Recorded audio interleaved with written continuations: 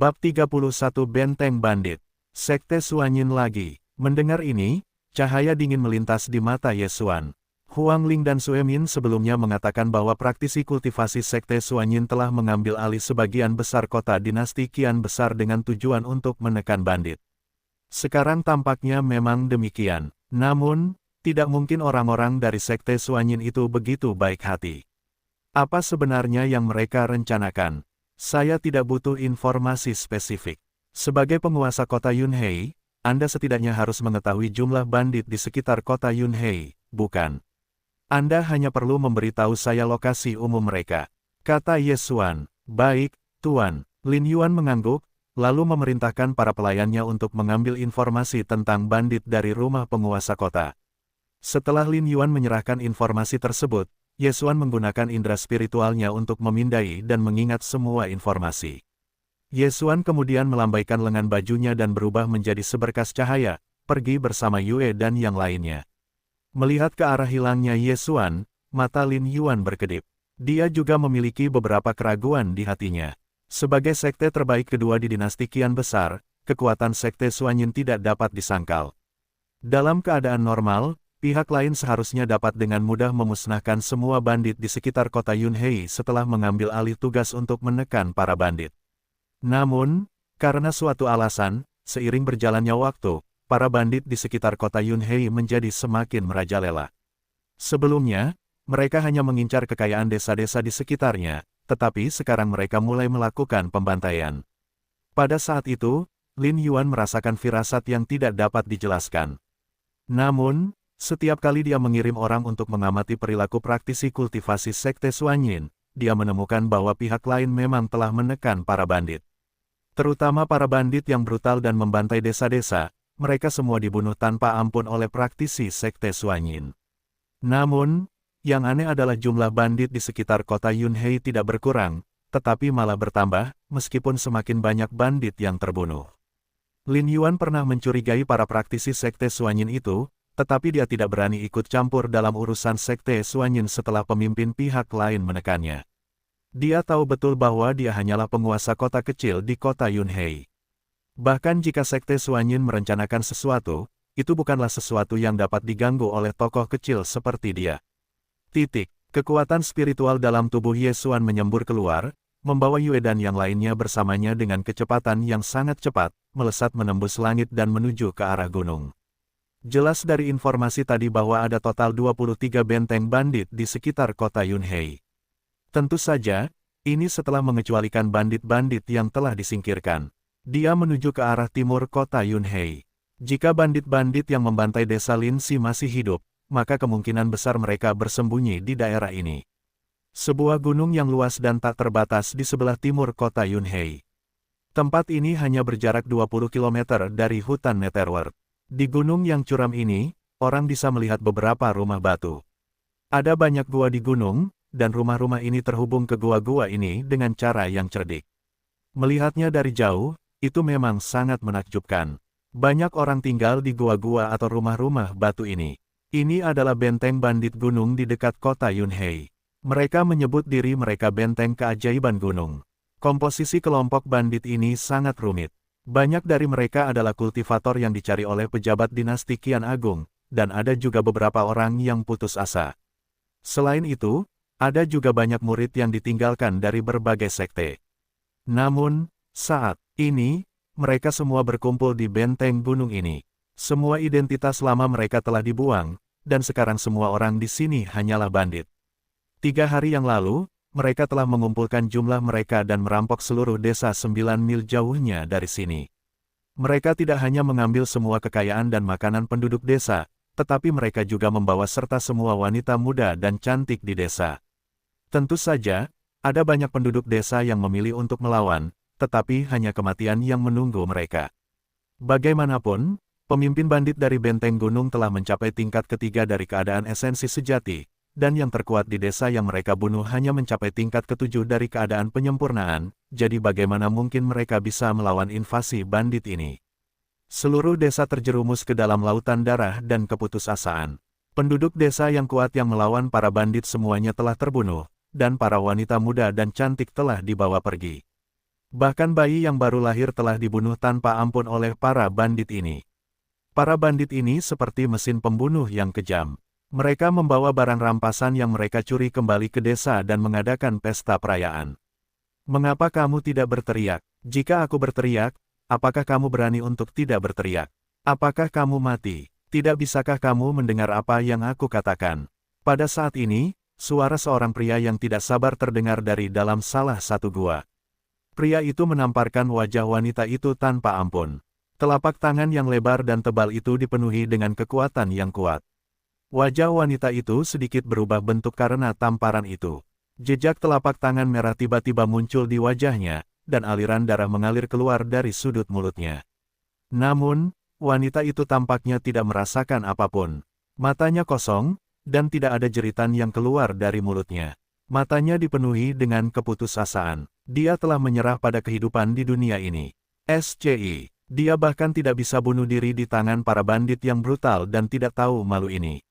Sial, ini membosankan. Pria itu menamparkan wajah wanita itu lagi, lalu menarik celananya.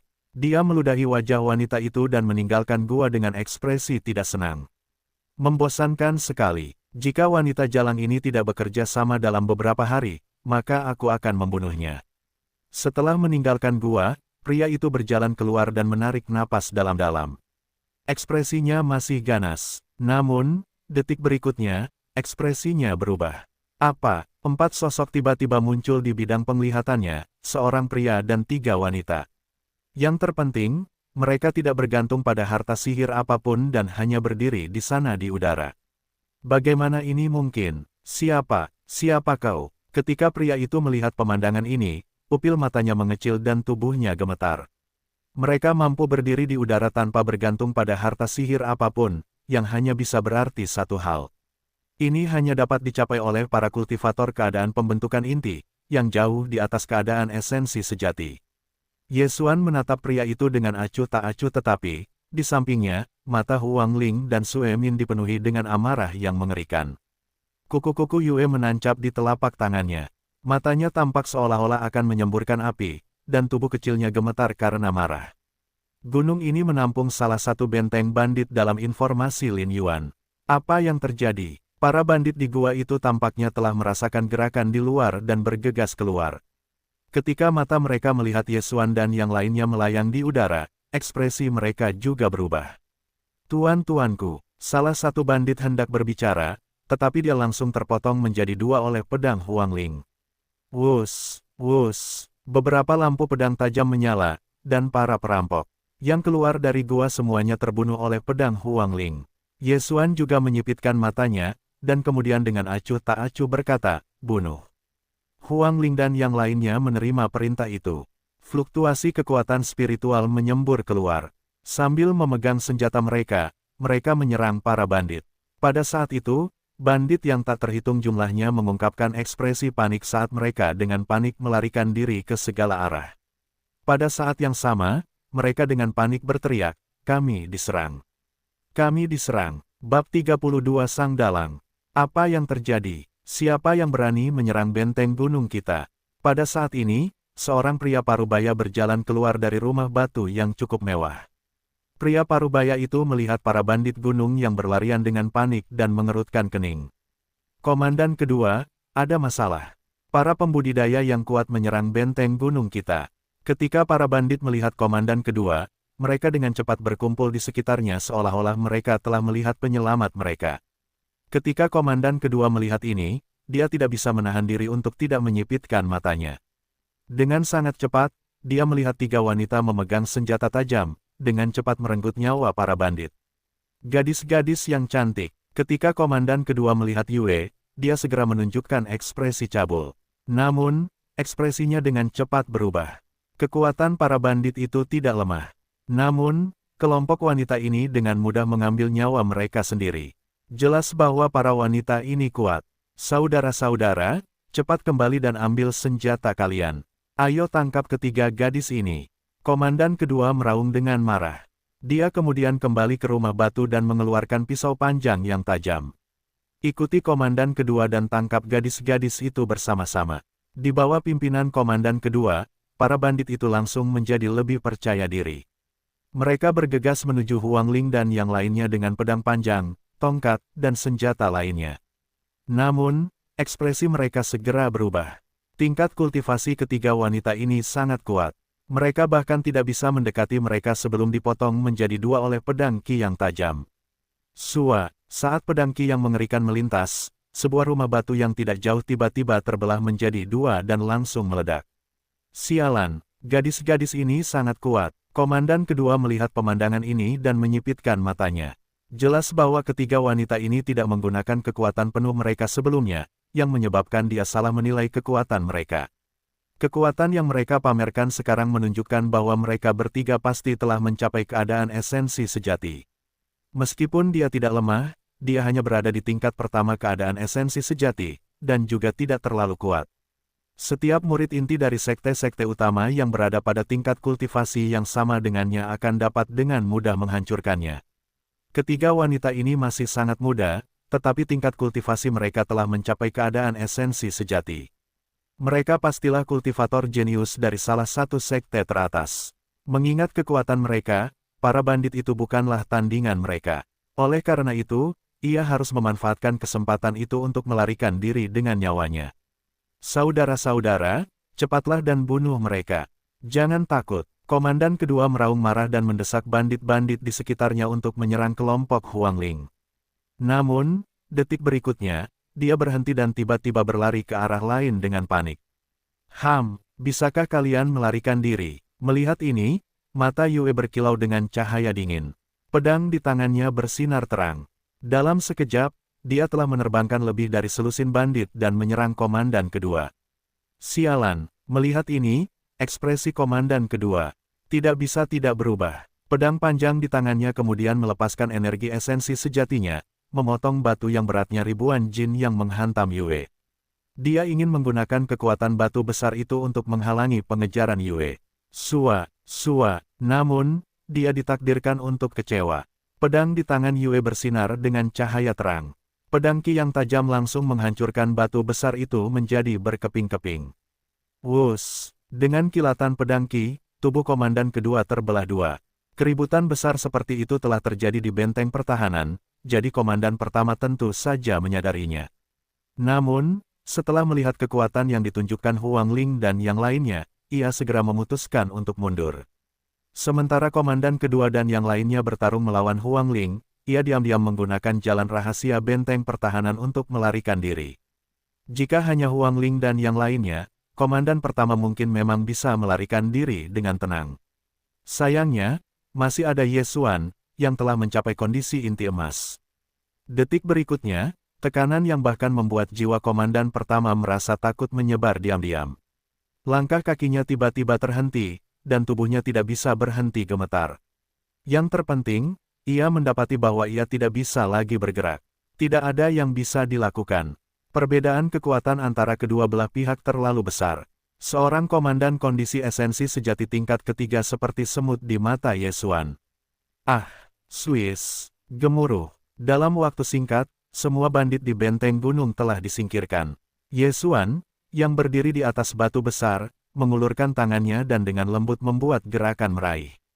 Lorong rahasia di benteng gunung itu langsung terbuka, dan kemudian kekuatan tak terlihat yang mengerikan mencengkeram leher komandan pertama dan menariknya keluar. Mata komandan pertama itu dipenuhi dengan keputusasaan.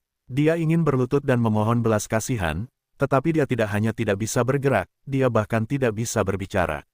Ye Xuan tidak mau repot-repot mendengarkannya. Indra spiritualnya yang kuat langsung menyerang jiwa komandan itu saat dia menggunakan metode yang paling sederhana dan paling kejam untuk menemukan informasi yang diinginkannya. Oke, ayo pergi. Setelah menemukan informasi yang dibutuhkannya, Ye Xuan menepuk pelan tubuh komandan pertama dan langsung meledak. Ye Xuan lalu berbalik dan menatap Yue. Tuan, aku. Melihat ini, tangan Yue yang memegang pedang King Yun tak kuasa menahan gemetar sedikit. Dia tentu tahu apa maksud Ye Xuan. Tuannya sudah menemukan keberadaan kelompok bandit yang membantai desanya 2 tahun lalu. Memang benar Ye Xuan memang menemukan keberadaan bandit-bandit itu dari ingatan komandan pertama. Secara kebetulan, komandan pertama benteng gunung ini tidak hanya tahu apa yang terjadi 2 tahun lalu, tetapi dia juga tahu beberapa informasi yang berkaitan dengan Sekte Suanyin. Alasan mengapa bandit-bandit di sekitar kota Yunhei begitu brutal memang terkait dengan Sekte Suanyin.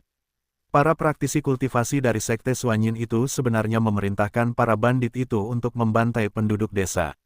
Tujuan mereka sangat sederhana, mereka ingin mengumpulkan cukup ki dan saripati darah.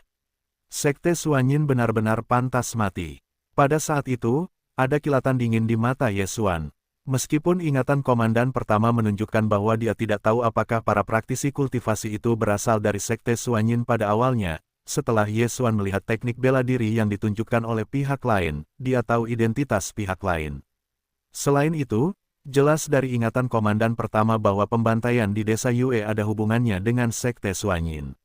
Kalau bukan karena instruksi para praktisi kultivasi Sekte Suanyin itu, kelompok bandit itu tidak akan membantai desa Yue. Paling-paling, mereka akan menjarah dan mencuri kekayaan penduduk desa.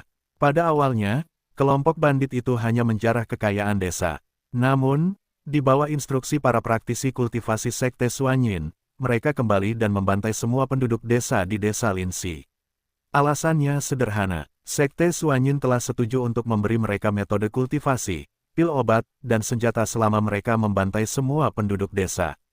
Benteng keajaiban gunung, tempat komandan pertama berada, juga menerima manfaat serupa dari Sekte Suanyin. Di bawah instruksi praktisi kultivasi Sekte Suanyin, komandan pertama dan yang lainnya telah membantai 3 desa. Baik itu seorang lelaki tua yang kakinya di dalam kubur atau seorang bayi yang baru lahir, mereka semua telah dibantai. Bab 33 Batu Darah, Tujuan Sekte Suanyin. Tujuan Sekte Suanyin sangat sederhana, mereka ingin mendapatkan ki dan saripati darah penduduk desa. Ketika seorang manusia meninggal, ki dan saripati darah dalam tubuh mereka akan dilepaskan dengan cepat. Biasanya, ki dan saripati darah akan menghilang ke langit dan bumi. Namun, jika seseorang memiliki metode khusus atau harta ajaib, mereka dapat mengumpulkan ki dan saripati darah. Alasan mengapa praktisi kultivasi Sekte Suanyin dapat mengumpulkan ki dan saripati darah adalah karena masing-masing dari mereka membawa harta yang disebut batu darah. Melalui penggunaan batu darah, mereka dapat menyerap ki dan saripati darah orang yang telah meninggal. Secara kebetulan yang beruntung, komandan pertama telah mendengar diskusi di antara para praktisi kultivasi bahwa Sekte Suanyin mengumpulkan ki dan saripati darah manusia ini bukan untuk tujuan kultivasi pribadi mereka, melainkan untuk sekte, dan bahwa batu darah ini harus diserahkan kepada para tetua sekte.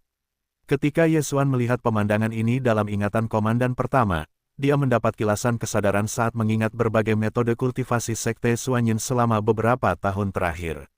Dia telah melihat niat Sekte Suanyin. Ki dan esensi darah adalah persyaratan kultivasi inti bagi seorang praktisi kultivasi yang telah menembus puncak keadaan pembentukan inti. Yang terpenting, jumlah ki dan esensi darah yang dibutuhkan bagi seorang praktisi kultivasi untuk menembus alam kesatuan adalah angka astronomi.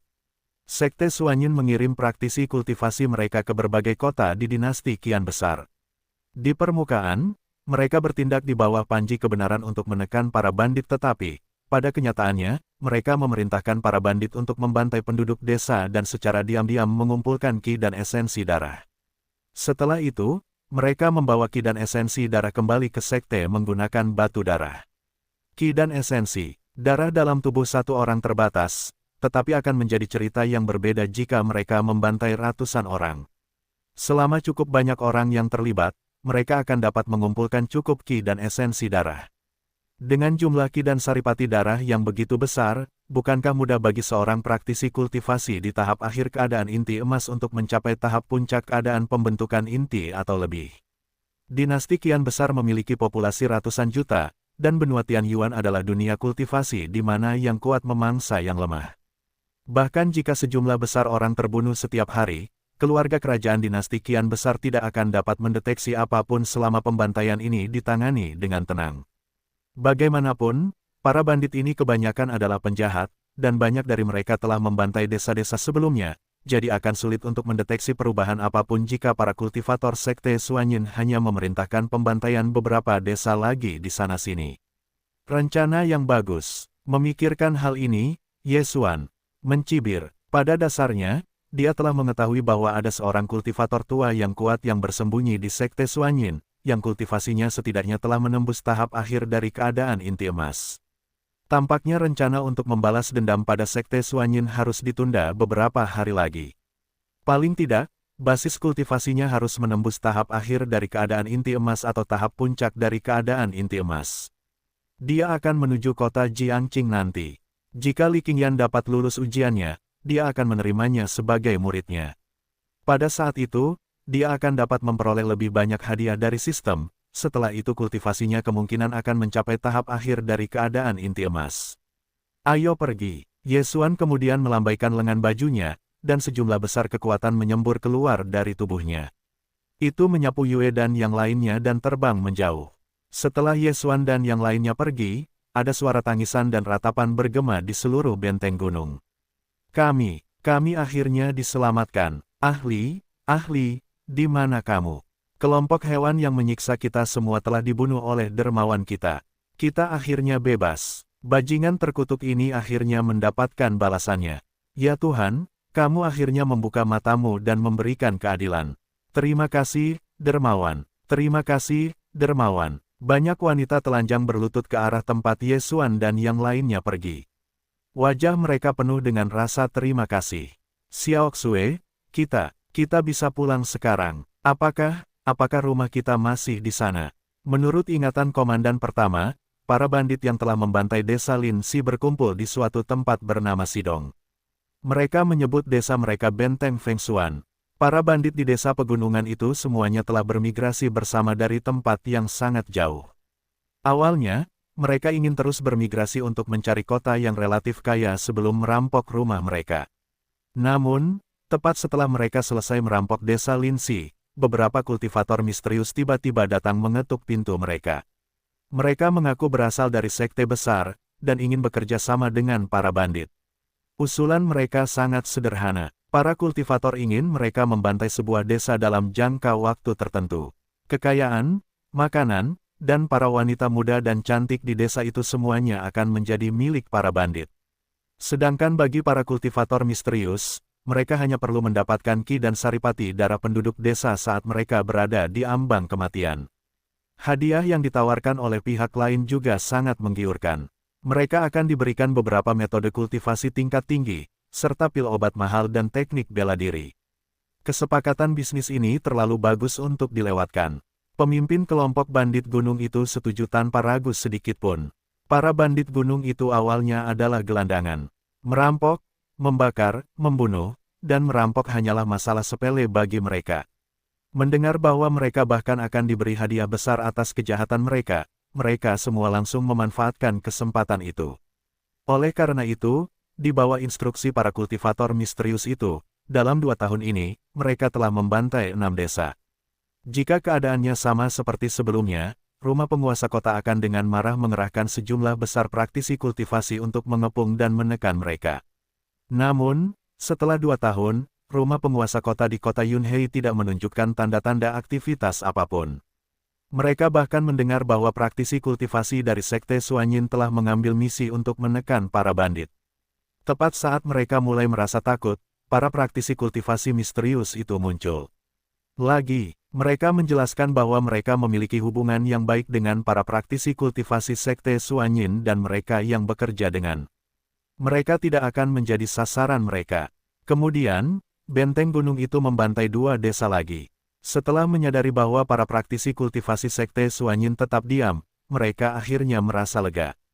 Hari ini, mereka telah menerima misi lain dari para praktisi kultivasi misterius itu, dan seharusnya membantai desa lain. Namun, desa itu berjarak sekitar 30 km dari benteng gunung mereka. Komandan pertama telah memimpin sebagian besar bandit ke desa itu pagi-pagi sekali. Saat ini, hanya ada beberapa orang yang tersisa untuk menjaga benteng gunung itu. Di dalam sebuah rumah kayu sederhana dan tanpa hiasan di benteng Fengshuan, seorang pria mengenakan jubah hitam cian duduk bersila di tempat tidur. Tatapannya tertuju pada batu darah di depan dadanya. Melihat esensi darah pekat yang keluar dari batu darah itu, dia mengungkapkan ekspresi puas. Fiuh. Misi itu akhirnya selesai. Begitu kakak senior kembali, aku bisa kembali ke sekte untuk menyelesaikan misi. Pria itu bergumam pada dirinya sendiri. Bab 34 Membasmi Benteng Fengshuan. Aku tidak akan membutuhkan bandit-bandit dari benteng Feng Xuan setelah ini. Saat mereka kembali, aku akan mengirim mereka ke dunia bawah.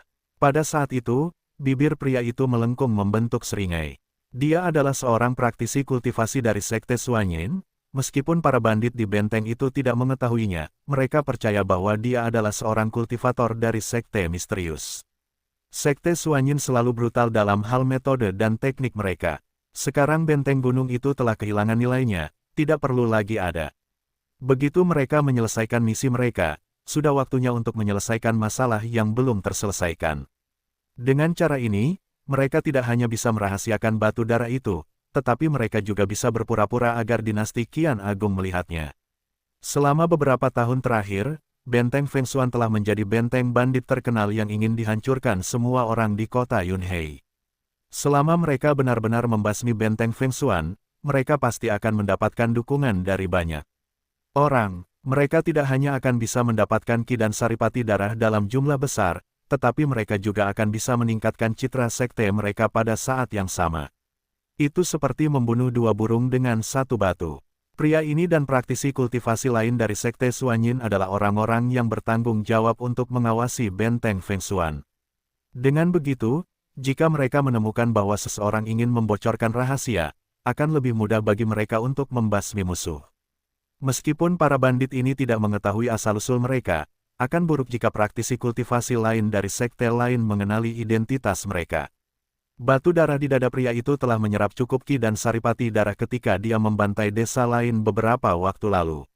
Sekarang, dia hanya perlu menunggu batu darah kakak seniornya menyerap cukup Qi dan Saripati darah sebelum misi mereka selesai.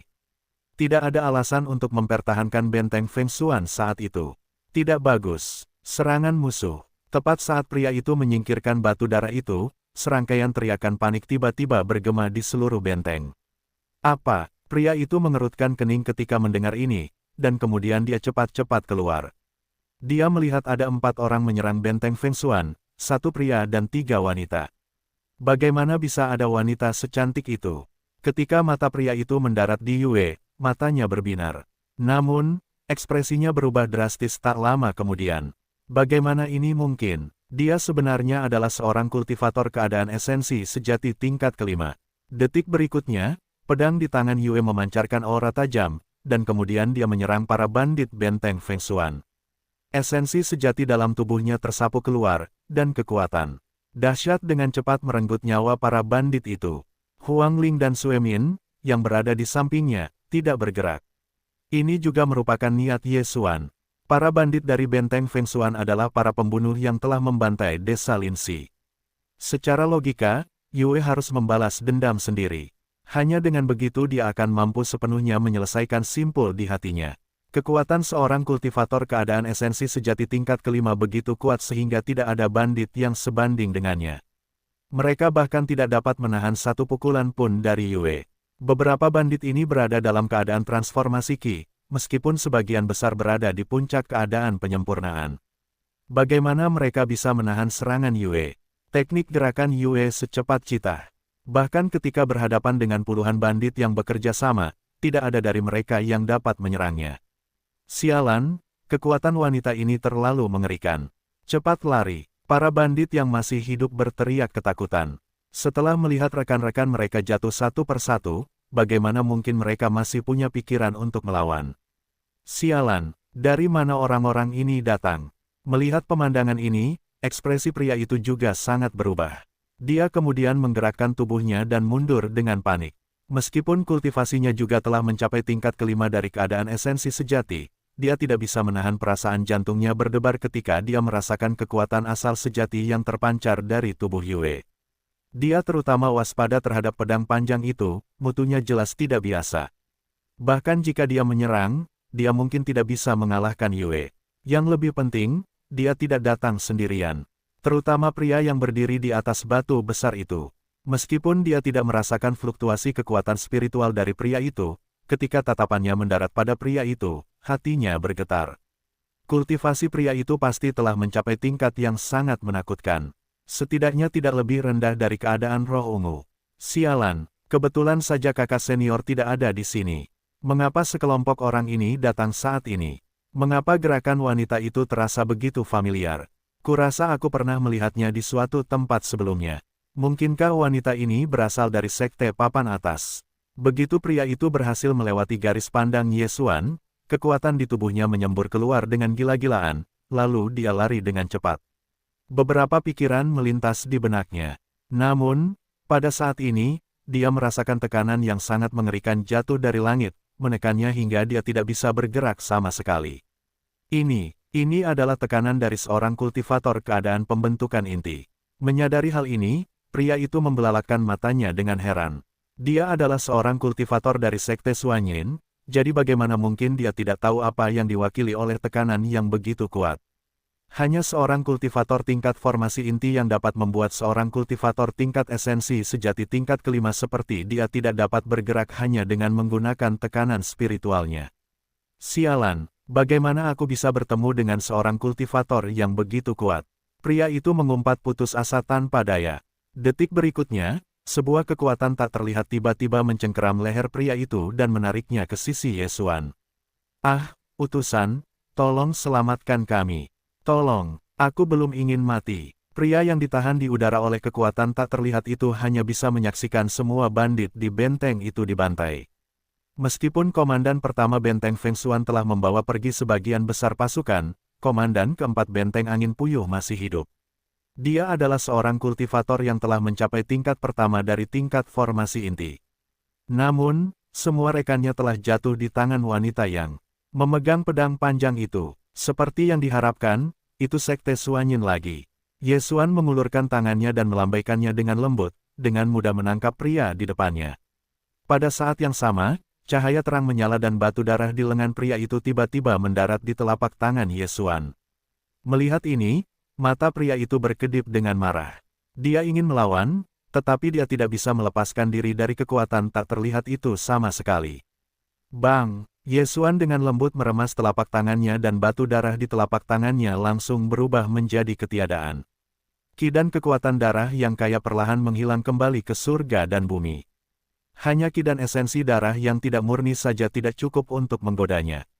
Hanya monster tua di akhir masa hidup mereka yang akan muncul dengan ide gila seperti itu untuk ingin menggunakan ki dan esensi darah yang tidak murni dari manusia untuk menerobos bab 35 para bandit liar. Detik berikutnya, indera spiritual Yesuan tiba-tiba menyerbu pikiran pria itu, dan dia menggunakan metode yang sangat kejam untuk memeriksa ingatan pria itu. Setelah memperoleh informasi yang dia butuhkan, jiwa pria itu juga terkoyak dan menghilang. Mereka menuju desa Tasi. Yesuan menjentikkan jarinya dengan ringan, dan pria itu langsung meledak dan berubah menjadi ketiadaan. Tatapannya kemudian jatuh pada Yue, yang tidak jauh darinya. Darah menetes dari pedang Yue, dan tubuhnya diselimuti aroma darah. Saat dia menatap kehancuran yang telah dia buat di benteng itu, tidak ada sedikit pun rasa kasihan di wajahnya. Kelompok bandit inilah yang telah membantai desanya dengan brutal saat itu. Meskipun dia tidak mengingat banyak musuh, Komandan Keempat yang telah jatuh di bawah pedangnya adalah salah satunya. Saat itu, Komandan Keempat inilah yang telah menghunus pedang panjang dan membantai desa Linsi. Dia bahkan tidak mengampuni anak-anak yang sudah tua dan baru lahir. Ah Yue tidak akan pernah melupakan penampilan Komandan Keempat itu. Pedang di tangannya tidak ragu untuk membelah Komandan Keempat menjadi dua. Tepat sebelum cahaya dari mata Komandan Keempat memudar, pikirannya sepertinya mengingat sesuatu. Gadis menakutkan di depannya yang memegang pedang panjang tampaknya adalah satu-satunya yang selamat dari desa Linsi 2 tahun lalu. Dia telah kembali untuk membalas dendam. Namun, bagaimana mungkin seorang gadis yang tidak berdaya menjadi begitu kuat hanya dalam 2 tahun? Komandan Keempat tidak dapat memahami ini. Dia meninggal dengan wajah penuh keengganan. Wus! Yesuan melambaikan lengan bajunya dan kemudian terbang bersama Yue dan yang lainnya. Mereka menuju desa Tasi, tempat sisa musuh Yue yang tersisa berkumpul. Di desa Tasi, apa yang kamu tunggu? Jika kamu tidak cepat, aku akan memotongmu menjadi beberapa bagian. Cepat dan bekerja sama, serahkan semua kekayaan di desa dan makanan. Sialan, apa yang kamu lihat? Apakah kamu ingin mati? Para bandit memegang senjata tajam di tangan mereka dan meraung ke arah penduduk desa dengan ganas. Beberapa penduduk desa yang ingin melawan dipatahkan tangan dan kakinya oleh mereka. Mereka yang berani menatap mata mereka akan ditampar di wajah. Perbedaan kekuatan antara kedua belah pihak terlalu besar, sehingga penduduk desa hanya bisa menahan penghinaan untuk bertahan hidup. Mereka buru-buru kembali ke rumah mereka dan mengambil semua kekayaan dan makanan mereka. Jika mereka sedikit lebih lambat, anggota tubuh mereka akan dipatahkan oleh para bandit ini. Namun, itu bukan bagian terburuknya. Beberapa bandit yang lebih brutal langsung menebas mereka dengan pedang mereka. Cepat, jangan buang waktu kami. Tepat pada saat ini, seorang pria mengenakan jubah cian berteriak dengan tidak sabar. Pria paruh baya di sebelahnya mengangguk dengan senyum yang menyenangkan. Oke. Aku akan pergi dan mendesak mereka. Pria paruh baya yang kekar itu adalah komandan pertama benteng Feng Xuan. Dia adalah seorang praktisi kultivasi yang telah mencapai tingkat kelima dari keadaan esensi sejati, dan namanya adalah Baduluo. Orang yang Baduluo coba untuk senangkan adalah praktisi kultivasi dari Sekte Suanyin. Identitas kultivator Suanyin ini tidak sederhana. Dia adalah murid pribadi seorang tetua, dan juga saudara laki-laki Duan Wuji. Namanya adalah Duan Wuyi, dan dia adalah seorang praktisi kultivasi yang telah mencapai tingkat ke-8 dari keadaan esensi sejati. Cepat dan selesaikan. Jika kamu melihat seseorang yang berlama-lama, seret mereka keluar dan potong-potong. Baduluo kemudian berteriak, apakah kamu mendengarnya? Aku menyuruhmu untuk lebih cepat. Apakah kamu tuli? Detik berikutnya, salah satu bandit menendang seorang pria bungkuk yang membawa beberapa kantong makanan. Maafkan aku tahu aku salah. Aku akan bergerak lebih cepat. Meskipun pria bungkuk itu sangat marah, dia hanya bisa tersenyum dan menahan diri. Dia tidak berani menunjukkan ketidakpuasan apapun. Bagaimanapun, dia tidak memiliki sedikit pun bakat dalam hal kultivasi. Dia hanyalah warga sipil biasa. Beberapa tahun yang lalu, ketika dia pergi ke pegunungan untuk mencari ubi, dia diserang oleh binatang buas. Meskipun dia cukup beruntung untuk selamat, punggungnya memang mengalami cedera serius. Setelah kejadian itu, dia menjadi bungkuk. Karena cedera punggung dan pinggangnya kronis, dia hanya bisa membawa 2 kantong makanan dengan susah payah. Tentu saja, kecepatannya jauh lebih lambat daripada penduduk desa yang berbadan sehat lainnya. Dia sangat jelas dalam hatinya bahwa warga biasa seperti dia hanyalah semut di mata para bandit dan pembudidaya ini. Bagaimanapun, para bandit ini hanya merampok kekayaan dan makanan mereka. Selama mereka dapat memastikan keselamatan istri dan anak-anak mereka, mereka akan melakukan apapun yang diperlukan untuk memuaskan mereka. Martabat tidak penting di sini. Demi keselamatan keluarganya, dia rela membiarkan mereka menginjak-injaknya. Hehe, sudah terlambat untuk minta maaf. Bandit itu memasang ekspresi kejam di wajahnya saat sudut mulutnya melengkung membentuk senyum dingin. Pedang panjang di tangannya berkedip dengan cahaya tajam saat dia menebas ke arah pria bungkuk itu. Swoosh! Saat cahaya pedang yang menyilaukan itu melintas, darah segar langsung menyembur keluar. Ayah! Seorang anak laki-laki berusia 5 atau 6 tahun di antara kerumunan tidak dapat menahan diri untuk tidak mengeluarkan teriakan kesedihan yang menyayat hati ketika dia melihat ini. Suami, pada saat yang sama, wanita di samping anak laki-laki itu juga berlutut di tanah dengan sedih. Wajahnya dipenuhi dengan ekspresi sedih saat dia menyerang bandit itu tanpa mempedulikan hal lain. Kalian binatang, jika kalian menginginkan uang, aku akan memberimu uang. Mengapa kalian tidak melepaskannya? Kalian mencari kematian. Ketika bandit itu melihat ini, ekspresi garang di wajahnya menjadi lebih intens. Pedang panjang di tangannya menebas sekali lagi. Aliran darah merah cerah lainnya menyembur keluar. Ibu, ketika anak laki-laki itu melihat pemandangan ini, dia berteriak dengan sedih. Air mata mengalir di wajahnya, dan matanya dipenuhi dengan keputusasaan. Kuku-kukunya menancap dalam di telapak tangannya, begitu dalam hingga mengeluarkan darah. Anak laki-laki itu menangis sambil menatap bandit itu dengan kebencian yang luar biasa. Setelah itu dia menyerbu keluar dari kerumunan seperti orang gila dan menyerang mayat-mayat orang tuanya. Bahkan jika targetnya adalah seorang anak, tidak ada rasa kasihan di mata bandit itu. Dia perlahan mengangkat pedang panjang itu lagi. Zongbin kecil, jangan gegabah. Hewan-hewan ini keterlaluan. Mereka memperlakukan nyawa manusia seperti rumput. Penduduk desa, jangan biarkan ini terus berlanjut. Kita akan binasa bersama hewan-hewan ini. Banyak pria di desa itu yang geram. Mata mereka dipenuhi kebencian terhadap kelompok bandit gunung ini. Mereka ingin bergegas dan menyelamatkan bocah itu. Namun, yang terkuat di antara mereka hanya berada di tingkat ketiga dari keadaan penyempurnaan. Bagaimana mereka bisa melawan bandit-bandit ini? Cahaya pedang tajam itu menyala lagi. Itu akan membelah kepala bocah itu menjadi dua. Siu, pedang Ki yang memancarkan cahaya cemerlang melintas. Pedang panjang di tangan bandit itu langsung hancur. Pada saat yang sama, terdengar suara daging terkoyak. Tubuh bandit itu langsung menegang. Dia menundukkan kepalanya dengan susah payah dan melihat luka dalam di dadanya yang memperlihatkan tulang-tulangnya. Ini, bagaimana? Cahaya di mata perampok itu berangsur-angsur memudar, dan dia jatuh ke tanah dalam keadaan tak bernyawa. Siapa di sana? Melihat ini, mata Baduluo bergerak cepat, dan ekspresinya langsung berubah waspada. Namun, tatapan Duan Wuyi segera beralih ke arah tertentu. Sosok seorang pria dan 3 wanita perlahan muncul di bidang penglihatannya. Keempat orang ini semuanya sangat muda, dan sepertinya yang tertua di antara mereka baru berusia sekitar 20 tahun. Mereka berjalan perlahan menuju para perampok. Awan gelap menutupi langit seolah-olah menandakan badai yang akan datang. Gemerisik. Pada saat yang sama, hembusan angin kencang tiba-tiba bertiup kencang, menyebabkan pepohonan berguncang dan debu di tanah tersapu. Siapa kalian sebenarnya? Beraninya kalian menyerang benteng Feng Xuanku. Ketika Baduluo melihat ini, dia melangkah maju. Matanya dipenuhi dengan keganasan. Panglima pertama benteng Feng Xuan, apakah kau ingat aku? Yue memegang pedang King Yun yang sangat tajam di tangannya saat dia perlahan melangkah maju. Ujung pedang yang tajam membelah tanah saat dia menyeretnya di tanah.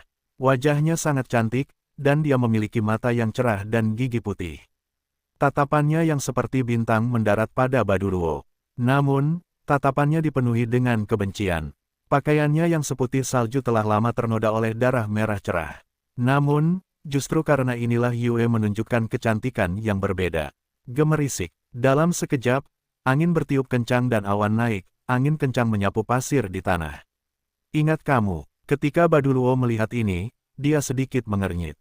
Dia membenamkan dirinya dalam ingatannya. Kapan dia pernah bertemu dengan wanita secantik itu? Hehe, wajar saja kalau kamu tidak ingat. Lagi pula, banyak sekali orang yang mati di tanganmu. Kenapa kamu peduli dengan kehidupan rakyat jelata seperti kami? Bagaimana kamu bisa mengingat penampilan seorang gadis yang nyaris lolos dari kematian dan terpaksa menyeberangi hutan Netherworld?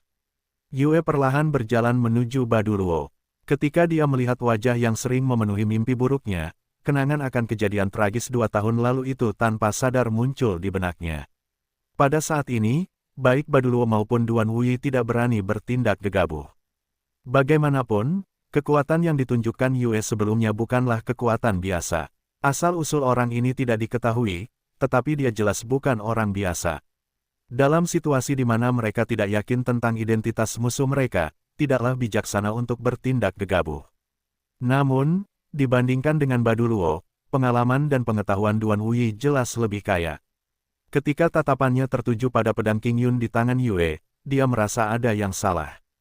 Kualitas senjata ini tidak rendah. Bahkan dia belum pernah bersentuhan dengan senjata bermutu tinggi seperti itu. Yang terpenting, dia sama sekali tidak dapat melihat aura pemuda itu. Dia tidak dapat mendeteksi fluktuasi kekuatan spiritual dari tubuhnya. Namun, ketika pemuda itu meliriknya, jantungnya berdebar kencang seolah memperingatkannya tentang ancaman yang akan datang terhadap hidupnya. Selain itu, dia merasa bahwa penampilan pemuda ini tampak agak familiar. Dia merasa pernah melihatnya di suatu tempat sebelumnya, tetapi di mana? Tidak peduli seberapa keras Duan Wuyi memeras otaknya, dia tidak dapat mengingat siapa pemuda ini. Dia berbeda dari Duan Wuji. Duan Wuji baru saja melihat potret Ye Xuan, jadi dia tentu tahu identitas Ye Xuan. Namun, ketika Duan Wuyi meninggalkan sekte, dia hanya melirik sekilas, jadi dia tidak punya banyak kesan tentangnya. Dipaksa menyeberangi hutan Netherworld. Mendengar ini, Baduluo menyipitkan matanya. Ekspresi ragu di matanya menjadi lebih kuat tetapi, pada saat yang sama, tubuhnya juga diam-diam menegang. Ketika dia hampir 50 meter dari Baduluo, Yue menghentikan langkahnya. Tatapannya yang seperti bintang jatuh ke tubuh Baduluo. Matanya dipenuhi dengan kebencian yang mengerikan. Hembusan angin kencang melonjak di sekitar mereka, mengguncang pohon-pohon besar di sekitar desa. Daun-daun kering di tanah tersapu oleh angin kencang. Wus, wus. Pakaian Yue, yang ternoda darah merah segar, berkibar tertiup angin. Rambutnya yang panjang dan indah perlahan naik dan turun di bahunya. Apakah kamu ingat apa yang terjadi di desa Linsi 2 tahun lalu? Yue menatap Baduluo dan berkata perlahan. Wus, pedang King Yun di tangan Yue tiba-tiba bergetar. Seberkas cahaya terang tiba-tiba menyala, menerangi sekeliling mereka yang awalnya gelap dan redup. Pada saat yang sama, Baduluo juga tiba-tiba tersadar, dan kejadian-kejadian di masa lalu muncul di benaknya. Apa, kau sebenarnya gadis yang selamat dari pembantaian desa Linsi? Kau benar-benar berhasil melewati hutan Netherworld. Ketika Baduluo mendengar ini, matanya terbelalak.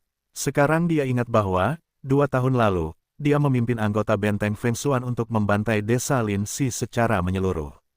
Namun, saat itu, memang ada seorang gadis kecil yang berhasil melarikan diri. Baduluo bukan satu-satunya yang mengingat hal ini, bandit lain yang hadir di benteng Feng Xuan saat itu juga melakukannya. Mereka memiliki kesan yang mendalam tentang gadis ini. Di seluruh desa Linsi, Yue adalah gadis yang paling lembut dan cantik. Karena itulah para bandit itu tidak ingin membunuh Yue, tetapi ingin membawanya kembali ke benteng. Sayangnya bagi mereka, kultivasi ayah Yue telah mencapai tingkat keempat dari kondisi penyempurnaan, dan dia melindungi Yue dengan nyawanya. Meskipun ayahnya hampir terpotong dua oleh komandan pertama, dia masih berhasil melemparkan Yue ke hutan Netherworld sebelum dia meninggal. Tentu saja, saat itu, Baduluo juga memiliki kesempatan untuk menangkap Yue di hutan Netherworld. Namun, saat itu, Duan Wuyi terlalu berhati-hati dan tidak secara pribadi keluar untuk mengumpulkan ki dan esensi darah. Karena itu, Baduluo telah ditugaskan untuk menjaga batu darah tersebut. Ki dan saripati darah yang dipancarkan oleh seseorang sebelum kematian adalah yang paling padat, dan akan cepat menghilang seiring berjalannya waktu. Ia takut membuang-buang waktu untuk mengejar Yue, dan juga ingin menghindari akibat buruk dari Duan Wuyi. Karena itu, ia memilih untuk kembali ke desa dan menggunakan batu darah tersebut untuk mengumpulkan ki dan saripati darah. Untuk mempercepat proses pengumpulan ki dan saripati darah, Komandan Benteng Gunung secara pribadi mengurus penduduk desa. Ia hanya mengirim beberapa bandit dengan kultivasi yang lebih rendah untuk mengejar Yue. Sebelumnya, para bandit ingin menangkap Yue hidup-hidup, jadi mereka tidak mencoba membunuhnya secara langsung. Kalau tidak, ayah Yue tidak akan mampu melindunginya. Setelah itu, ayah Yue mengorbankan hidupnya untuk memungkinkan Yue berhasil melarikan diri dari tangan jahat para bandit. Selain itu, para bandit cukup takut dengan binatang iblis di kedalaman hutan dunia bawah, jadi Yue selamat dari pengejaran mereka yang hati-hati. Setelah Baduluo selesai mengumpulkan semua ki dan saripati darah penduduk desa, ia pun bergegas menuju hutan Netherworld. Namun, setelah beberapa hari pelacakan yang sia-sia, ia tidak menemukan jejak Ah Yue. Namun, Baduluo tidak terlalu mempermasalahkannya. Bagaimanapun, Ah Yue adalah gadis yang lemah. Jika ia ditempatkan di hutan Netherworld, ia hampir pasti akan mati. Ia akan dimakan oleh binatang iblis. Namun, ia tidak menyangka bahwa alasan ia tidak dapat menemukan Yue adalah karena, setelah menyaksikan kematian ayahnya, ia pingsan karena kesedihan. Terlebih lagi, dia telah dibawa pergi oleh binatang iblis tingkat 2, seekor ocelot. Terlebih lagi, ocelot inilah yang telah membuat para bandit itu takut. Ocelot itu membawa Yue dan berlari menuju kedalaman hutan Netherworld. Namun, di tengah jalan, ia diserang oleh binatang iblis tingkat 3, ular kayu keos. Demi menyelamatkan hidupnya sendiri, ocelot itu tidak punya pilihan selain meninggalkan Yue dan melarikan diri. Bagaimana mungkin ular kayu keos itu membiarkan ocelot itu pergi? Keduanya saling mengejar ke kedalaman hutan dan perlahan menghilang. Karena itulah Yue dapat melarikan diri. Mungkin surga mengasihani gadis ini dengan nasib tragis. Meskipun Yue telah mengalami banyak bencana di hutan Netherworld, ia cukup beruntung untuk selamat.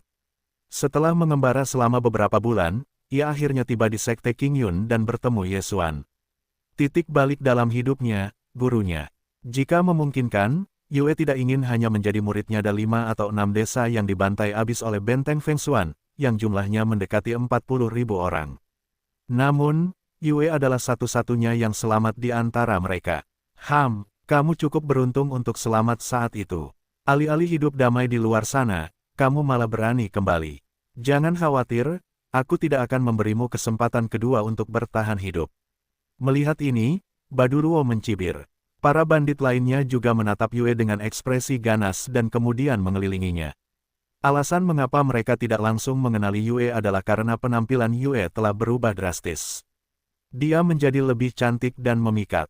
Meskipun fitur wajah Yue tidak banyak berubah, temperamennya telah sangat membaik sejak dia membangkitkan fisik pedang giok. Jika Yue dari sebelumnya dapat dianggap sebagai kecantikan yang anggun, maka dia sekarang adalah kecantikan yang tak tertandingi. Mata Baduruo dipenuhi dengan sinar dingin. Pedang lebar sepanjang 2 meter di pinggangnya langsung terhunus. Dia pertama kali menatap Yue, lalu Ye Xuan dan 2 orang lainnya yang tidak jauh darinya. Meskipun dia tidak tahu kekuatan Ye Xuan dan yang lainnya, ada batas seberapa kuat seorang kultivator muda, tidak peduli seberapa berbakat mereka. Yang terpenting, 2 tahun lalu, Yue masih orang biasa yang lemah. Seberapa banyak dia bisa berubah hanya dalam 2 tahun. Menurutnya, tidak peduli seberapa berbakatnya Yue, kultivasinya paling banyak akan mencapai tingkat ke-8 atau ke-9 dari kondisi penyempurnaan. Sekarang setelah dia mengetahui identitas Yue, keraguan terakhir di hati Baduruo sepenuhnya hilang. Mungkin orang-orang di sekitar Yue tidak sederhana, tetapi mereka bukan satu-satunya pembangkit tenaga listrik di sini. Dia juga memiliki Duan Wuyi, yang telah mencapai tingkat ke-8 dari kondisi esensi sejati di sisinya. Baduruo telah melihat kekuatan Duan Wuyi dengan matanya sendiri. Bahkan dia sendiri tidak dapat menahan 2 gerakan darinya. Oleh karena itu, menurut spekulasi Baduruo, setelah Yue beruntung lolos dari hutan Netherworld, dia seharusnya menjadi murid sebuah sekte. Sekarang, setelah kultivasinya mencapai tingkat tertentu, dia telah membawa saudara-saudara senior dan juniornya kembali untuk membalaskan dendam desanya. Setelah aku menangkapmu dan membawamu kembali ke benteng, aku akan mendapat kontribusi besar. Adapun kakak perempuan senior yang datang bersamamu, dia terlihat cukup baik. Aku akan tetap menjadikannya sebagai istriku. Bahkan, aku akan menjaga mereka berdua. Baduruo memiliki seringai buas di wajahnya. Energi esensi sejati di tubuhnya melonjak keluar ke pedang panjang. Ki pedang tajam segera menyebar. Pada saat yang sama, para bandit di sekitar juga mengaktifkan kekuatan spiritual di dantian mereka. Dalam sekejap, semua jenis kekuatan spiritual tiba-tiba beredar, membentuk tekanan spiritual yang sangat menakutkan. Penduduk desa di sekitar yang bukan kultivator segera merasakan dada mereka mengencang dan berlutut di tanah dengan ekspresi ketakutan yang tak tertandingi. Para bandit itu semua siap menyerang. Selama Baduruo memberi perintah, mereka akan menyerang Yue. Meskipun penduduk desa ketakutan setengah mati oleh aura mereka, ekspresi Yue sama sekali tidak berubah. Yue dengan lembut mengangkat pedang Qingyun, tangannya yang seperti batu giok dengan lembut menekan bilah pedang itu. Mulutnya yang seperti buah ceri terbuka sedikit, dan dia terus berbicara perlahan. Ayah, ibu, kakek kepala desa dan bibi Huang, hari ini, Yue akan membalas dendam untuk desa.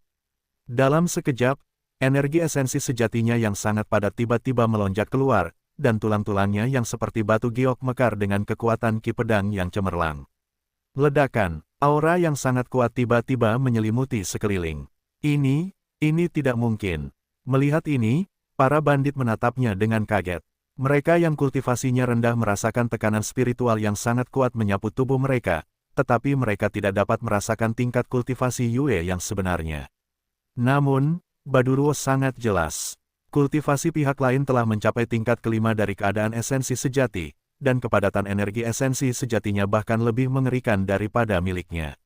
Bagaimana ini mungkin? Baduruo terhuyung mundur, matanya dipenuhi dengan ketidakpercayaan. Bagaimana orang biasa bisa mencapai tingkat ke-5 dari keadaan esensi sejati dalam waktu yang begitu singkat? Bagaimana dia melakukannya? Memang benar bahwa orang biasa tidak dapat mencapai prestasi ini, tetapi berbeda jika menyangkut Ye Xuan. Pada saat itu, hati Baduruo dipenuhi dengan ketidakpercayaan. Dia tidak ingin mempercayai apa yang sedang terjadi saat ini. Dia telah menghabiskan puluhan tahun berkultivasi, tetapi hanya mencapai tingkat ke-5 dari keadaan esensi sejati. Namun, Yue hanya menghabiskan 2 tahun untuk mencapai tingkat yang sama. Mungkinkah ini lebih konyol lagi? 2 tahun lalu, dia mampu membunuh gadis ini dengan 1 tamparan. Sekarang, dia telah mencapai tingkat kultivasi yang sama dengannya. Ayo serang bersama. Kita harus menangkapnya. Baduluo juga orang yang bisa melihat gambaran besar, jadi dia cepat-cepat menenangkan diri dan berteriak. Meskipun para bandit itu takut, mereka tidak berani menentang perintah komandan pertama. Selain itu, tidak peduli seberapa kuat Yue, tidak mungkin dia bisa menahan pengepungan oleh begitu banyak orang, bukan? Tingkat kultivasi komandan pertama telah mencapai tingkat kelima dari keadaan esensi sejati, sementara komandan kedua dan ketiga telah mencapai tingkat ketiga dari keadaan esensi sejati. Jika mereka bekerja sama, Yue tidak akan menjadi tandingan mereka. Yang terpenting, mereka juga memiliki seorang kultivator yang sangat kuat dari sekte misterius di belakang mereka. Memikirkan hal ini, para bandit segera menjadi tenang. Mereka kemudian menyerang Yue dengan senjata di tangan. Saudara-saudara, serang, kalahkan dia. Ya, kita banyak sekali. Mengapa kita harus takut pada gadis kecil seperti dia? Pada saat itu, para bandit semua meraung marah, mencoba memberi diri mereka dorongan moral dan keberanian. Kalian semua harus mati hari ini. Melihat ini, Yue sedikit mengangkat kelopak matanya. Matanya dipenuhi dengan dingin. Pedang Qingyun di tangannya melepaskan ki pedang yang menyilaukan, langsung membelah bandit malang yang pertama kali menyerbu menjadi dua bagian. Bagaimana mungkin seorang kultivator keadaan transformasi ki tingkat kelima atau keenam menahan ki pedang tajam dari pedang Qingyun? Ketika semua orang melihat pemandangan ini, senyum percaya diri di wajah mereka tiba-tiba memudar.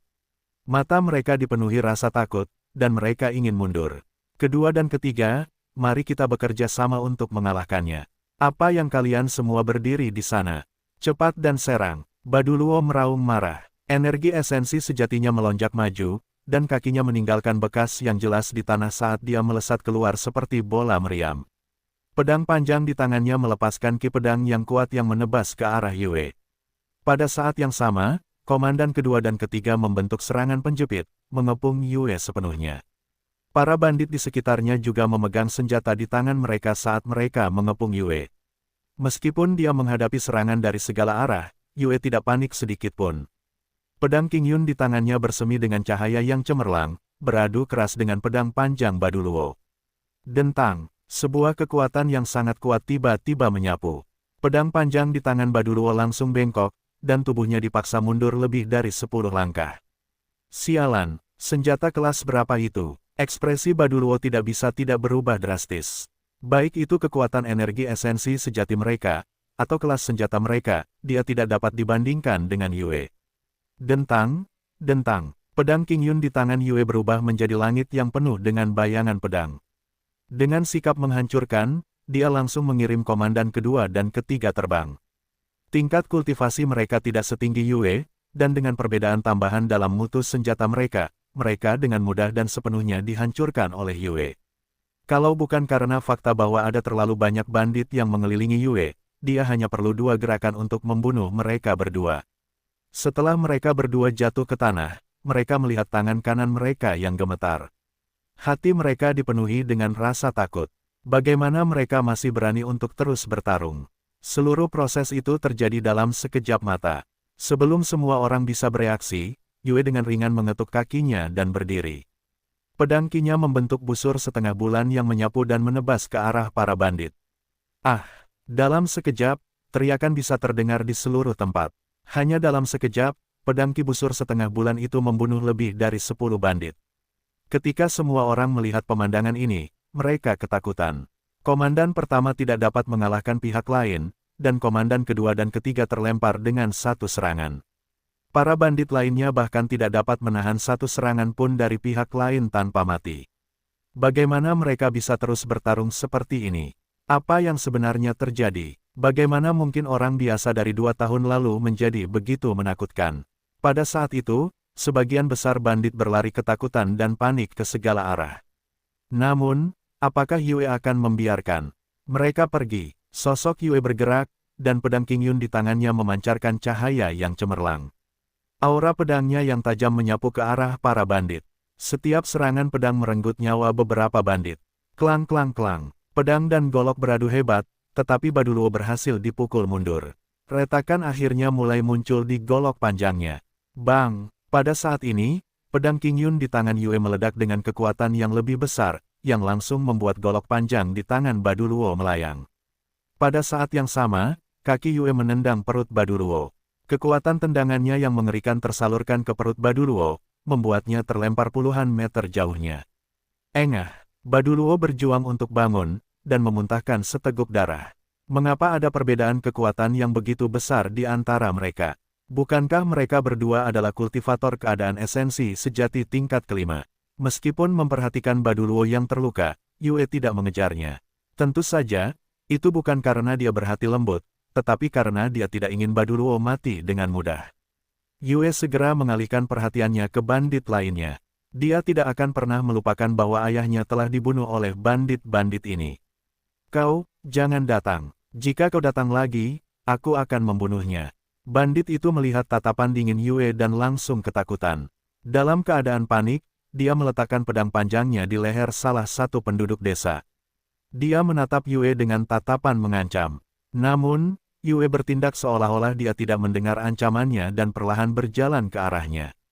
Dengan guru di sekitar, tidak mungkin kentang goreng kecil ini bisa melukai penduduk desa itu. Ketika dia melihat Yue terus berjalan maju, wajah bandit itu menjadi lebih ganas dan dia meraung dengan sekuat tenaga. Apakah kamu tuli? Tidak bisakah kamu mendengar apa yang aku katakan? Jika kamu berani melangkah maju, aku akan segera membunuhnya. Segera, kekuatan spiritual bandit itu melonjak keluar dengan gila. Pedang panjangnya hendak menebas penduduk desa itu sampai mati. Namun, sebelum dia bisa melakukannya, dia menemukan bahwa tekanan spiritual yang tak terlihat telah sepenuhnya membatasi gerakannya, membuatnya tidak bisa bergerak.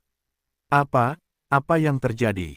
Bandit itu langsung panik. Mereka yang membenci kehidupan pantas mati. Yue menatap bandit itu tanpa ekspresi. Pedang Qingyun di tangannya melepaskan ki pedang tajam yang meninggalkan luka dalam di tubuh bandit itu. Bagaimana bandit itu membunuh ayahnya di masa lalu? Dia akan membalas mereka 10 kali lipat hari ini. Ah, bandit itu menjerit kesakitan. Luka yang dalam itu terlalu menyakitkan. Namun, dia tidak bisa bergerak saat ini. Dia hanya bisa menahan rasa sakit ini yang lebih buruk dari kematian.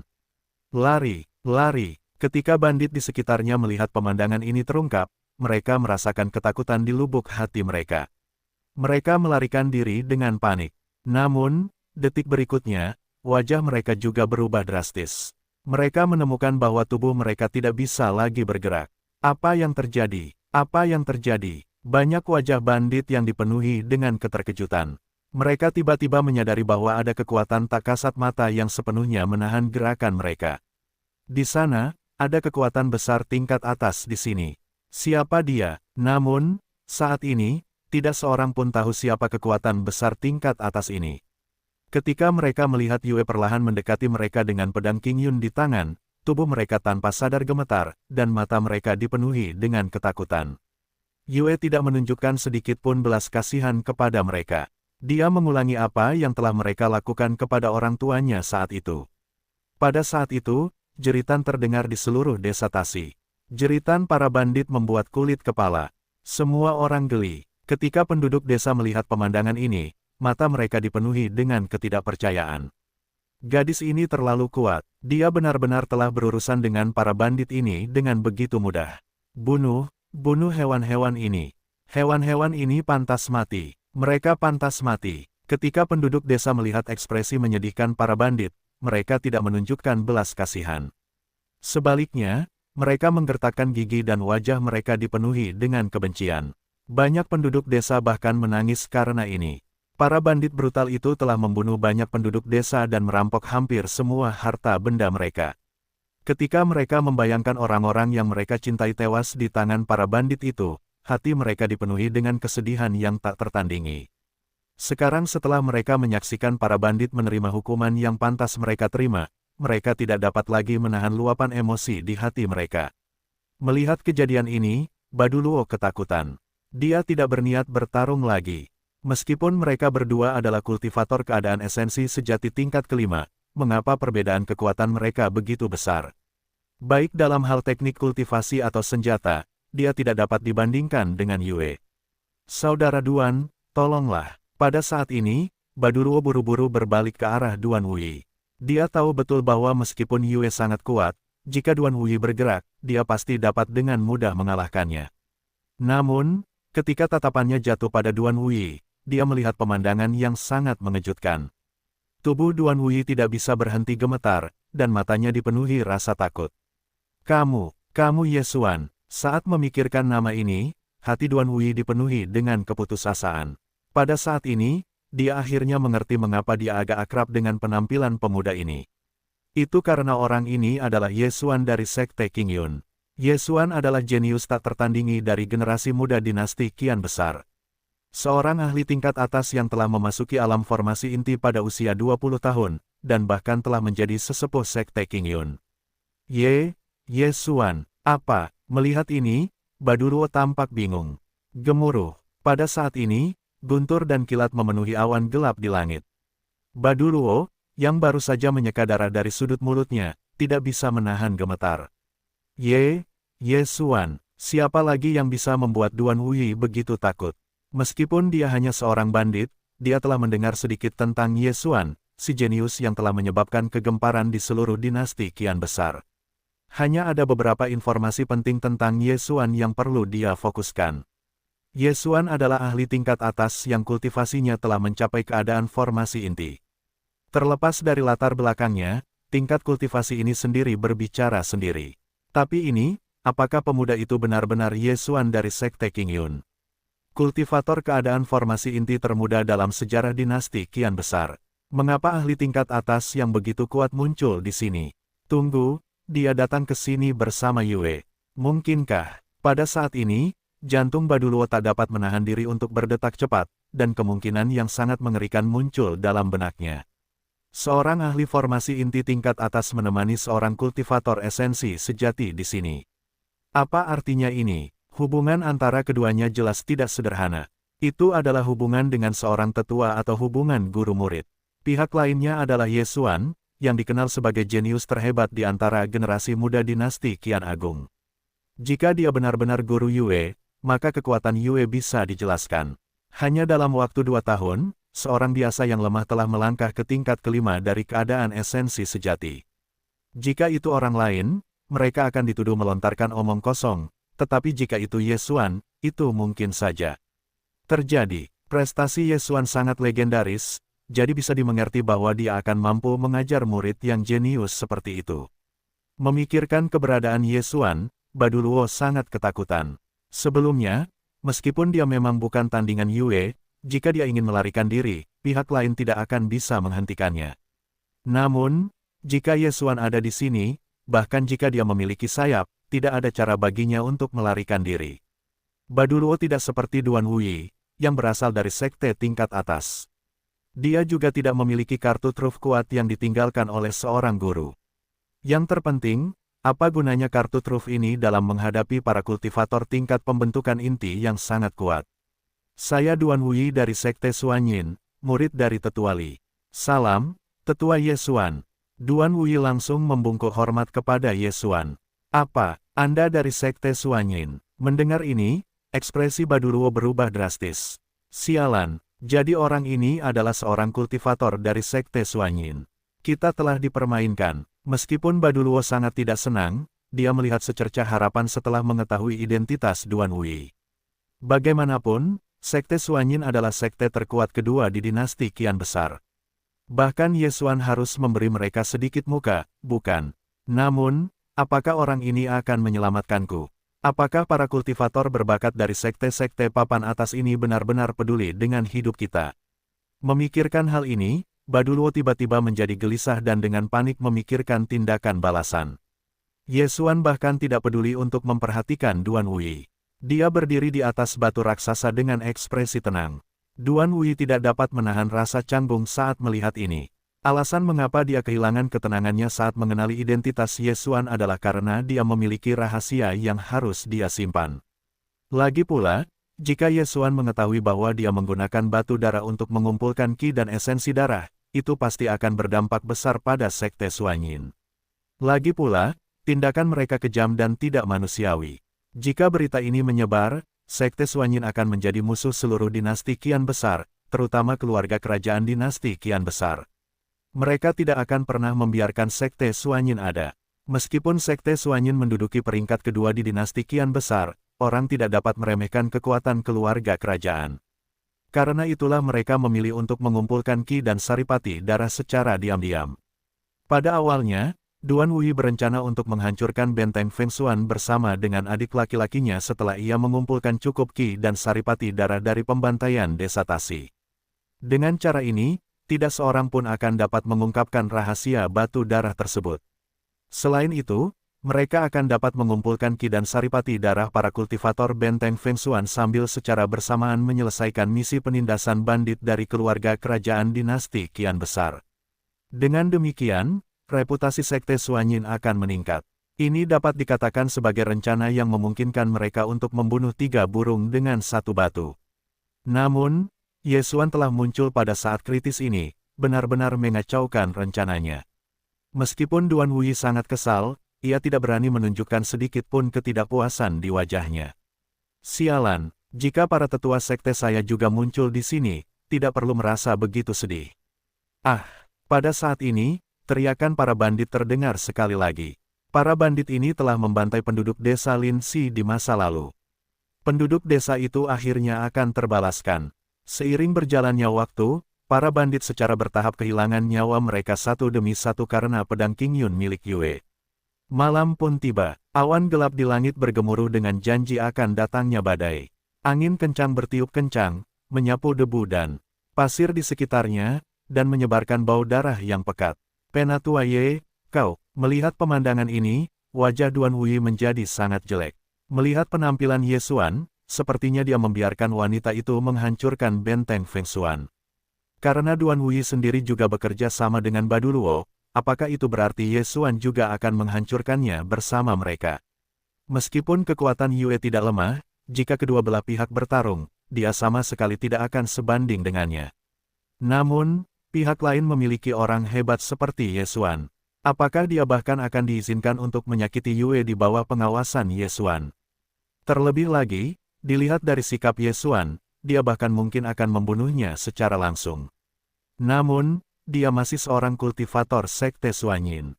Apakah Ye Xuan benar-benar berani bertindak? Dia tidak dapat menjamin bahwa dia tidak akan melakukannya. Bagaimanapun, desa Tasi terletak di tempat terpencil. Bahkan jika Ye Xuan benar-benar membunuhnya, siapa yang akan tahu atau mengetahuinya? Sikap Ye Xuan yang mengabaikannya membuatnya semakin merasa tidak nyaman. Pada saat ini, beberapa teriakan memilukan terdengar lagi. Dari seluruh benteng Fengshuan, hanya para komandan yang tersisa. Pakaian putih salju Yue sudah basah oleh darah. Rambutnya yang sedikit acak-acakan menari-nari tertiup angin. Detik berikutnya, Yue perlahan berjalan menuju komandan ketiga dengan pedang King Yun di tangannya. Saat cahaya pedang yang tajam melintas, kepala komandan ketiga terpisah dari tubuhnya. Aku salah. Maafkan aku. Tolong maafkan aku, oke. Aku pasti akan berubah di masa depan. Aku pasti akan menjadi orang baik. Komandan kedua melihat Yue berjalan ke arahnya selangkah demi selangkah. Tubuhnya gemetar ketakutan. Dia begitu takut hingga kehilangan kendali atas sistem kemihnya. Hehe, kamu bisa menyimpan kata-kata ini dan mengatakannya kepada mereka yang mati di neraka. Mata Yue dingin saat dia mengucapkan kata-kata yang akan menyegel nasibnya. Saat itu, banyak penduduk desa telah memohon belas kasihan di depan komandan kedua, tetapi apakah dia memberi mereka kesempatan? Cahaya pedang tajam melintas, dan kepala komandan kedua juga terpisah dari tubuhnya. Sekarang, hanya komandan pertama, Baduluo, yang tersisa. Jangan bunuh aku, itu semua perbuatannya. Merasakan sabit malaikat maut di lehernya, Baduluo benar-benar bingung, dan dia mengadu Duan Wuyi tanpa ragu-ragu. Itu semua perbuatan Sekte Suanyin. Itu semua perbuatan mereka. Awalnya, kami hanya ingin merampas sebagian kekayaan, bahkan tidak berpikir untuk membunuh kalian semua. Tapi orang ini mengancam benteng Fengshuan kami. Mereka memberitahu kami bahwa, jika kami tidak bertindak sesuai instruksi mereka, kamilah yang akan mati. Jika bukan karena dia, tragedi seperti itu tidak akan menimpa desa Lin Si. Itu semua salahnya. Benar, adik laki-lakinya masih di markas kita. Mereka adalah pelaku utama di balik pembantaian desa Lin Si. Musuhmu yang sebenarnya seharusnya adalah mereka. Aku mohon padamu, tolong lepaskan aku. Wajah Baduluo dipenuhi dengan ketakutan saat dia berteriak. Kaca, tepat pada saat ini, sambaran petir yang mengerikan menyambar di langit dan langsung menerangi wajah Baduluo di malam yang gelap. Ada ekspresi ketakutan di wajahnya ditambah dengan tatapan putus asa di matanya. Mendengar ini, ekspresi Duan Wuyi berubah drastis. Jangan khawatir, aku sudah mengirim adik laki-lakinya ke neraka sebelumnya. Sudah waktunya bagimu untuk menemaninya. Aku berjanji padamu bahwa aku akan mengirimnya ke neraka juga. Yue menatap Baduluo dengan dingin. Apa, adik laki-laki sudah mati? Mendengar ini, Duan Wuyi menjadi semakin bingung. Adik laki-lakinya sudah meninggal. Apakah mereka datang dari markas besar benteng Feng Xuan tadi? Mereka adalah kultivator dari Sekte Suanyin. Apakah mereka tidak takut akan balas dendam? Pada saat ini, hati Duan Wuyi dipenuhi rasa takut. Orang-orang ini bahkan berani membunuh adik laki-lakinya. Dalam hal itu, tidak mungkin mereka akan membiarkannya pergi. Penatua Ye Xuan, saya murid pribadi Penatua Li. Saya masih membawa surat perintahnya. Duan Wuyi langsung panik. Dia segera mengeluarkan surat perintah gurunya, berharap pihak lain akan mengampuni nyawanya demi gurunya. Namun, Ye Xuan mengabaikannya. Melihat ini, Duan Wuyi benar-benar putus asa. Jelas bahwa Ye Xuan ingin membunuhnya. Ye Xuan, saya murid pribadi Sekte Suanyin. Jika kamu membunuhku, itu pasti akan menyebabkan perang antara kedua sekte kita. Bisakah kamu memikul tanggung jawab yang begitu berat? Duan Wuyi mengancam Ye Xuan karena putus asa. Sekte Suanyin kami adalah sekte peringkat kedua. Sekte Qingyunmu tidak mampu untuk main-main dengan kami. Jika kau benar-benar membunuhku, tuanku tidak akan membiarkanmu pergi. Saat itu terjadi, Sekte Qingyun akan dikubur bersamamu. Melihat Ye Xuan masih bersikap acuh tak acuh, Duan Wuyi tiba-tiba menjadi histeris. Wajahnya penuh kegilaan. Aku tidak ingin mati. Pada akhirnya, rasa takutnya akan kematian mengalahkan kemarahan di hatinya. Duan Wuyi seperti seekor anjing, berlutut di tanah dan memohon belas kasihan Ye Xuan. Haha, apakah menurutmu kematian seorang murid pribadi sepertimu benar-benar akan menyebabkan perang antar sekte kita? Kau terlalu memikirkan dirimu sendiri. Ye Xuan menatap Duan Wuyi dengan acuh tak acuh. Dia kemudian mengulurkan tangan dan dengan lembut membuat gerakan meraih. Sebuah kekuatan tak terlihat yang kuat segera meraih leher Duan Wuyi dan mengangkatnya. Penatua Ye Xuan, aku mohon padamu. Lepaskan aku. Ini semua adalah perbuatan guruku, Oh benar, bukankah kultivator tingkat pembentukan inti sepertimu mendambakan kekuatan Qi dan saripati darah? Aku memiliki batu darah di tubuhku. Selama kau membiarkanku pergi, aku akan memberimu batu darah. Dan aku bahkan dapat membawamu ke saudara-saudari senior dan junior sekte. Mereka juga memiliki batu darah. Selama kau membiarkanku pergi, aku akan memberitahumu di mana mereka berada. Duan Wuyi berteriak dengan ekspresi ketakutan. Dibandingkan dengan hidupnya sendiri, martabat tidak ada artinya. Dia akan dengan mudah menukar nyawa sesama muridnya, dan bahkan gurunya, untuk dirinya sendiri. Selama dia bisa bertahan hidup, semua ini bukan masalah. Bagaimanapun, ketika dia kembali ke sekte, dia bisa memutar cerita yang berbeda. Pada saat itu, Ye Xuan akan menghadapi murka seluruh sekte Suanyin. Beberapa hari yang lalu, aku membunuh seorang kultivator sekte Suanyin di pegunungan. Penampilannya mirip denganmu. Kalian berdua mungkin bersaudara, kan? Ye Xuan menatap Duan Wuyi, yang tercekik di udara, dan tak dapat menahan senyum masamnya. Dengungan. Setelah mendengar ini, pikiran Duan Wuyi terasa seperti disambar petir. Wu Jie, kau benar-benar membunuh saudaraku. Ye Xuan, aku tidak akan membiarkanmu pergi. Duan Wuyi berteriak dengan gila, matanya penuh kebencian. Melihat ini, seringai menggantung di sudut mulut Ye Xuan. Alasan dia memberitahu Duan Wuyi tentang ini adalah untuk membuatnya benar-benar marah dan mengungkapkan warna aslinya. Apakah Ye Xuan akan membiarkannya hidup? Mustahil. Ye Xuan, kau pasti akan menderita balas dendam dari Sekte Suanyin. Ah, kau dan Sekte Qingyun akan dikuburkan bersama saudaraku. Duan Wuyi menunjukkan ekspresi gila dan meraung histeris. Namun, dalam menghadapi kekuatan absolut, semua perlawanan sia-sia. Baiklah, cukup omong kosongmu. Sudah waktunya bagi kalian berdua untuk bersatu kembali. Jangan khawatir. Aku akan segera mengirim guru kesayanganmu dan seluruh sektemu untuk bergabung denganmu. Ye Xuan berkata dengan acuh tak acuh. Setelah itu dia mengaktifkan kekuatan inti emas di tubuhnya.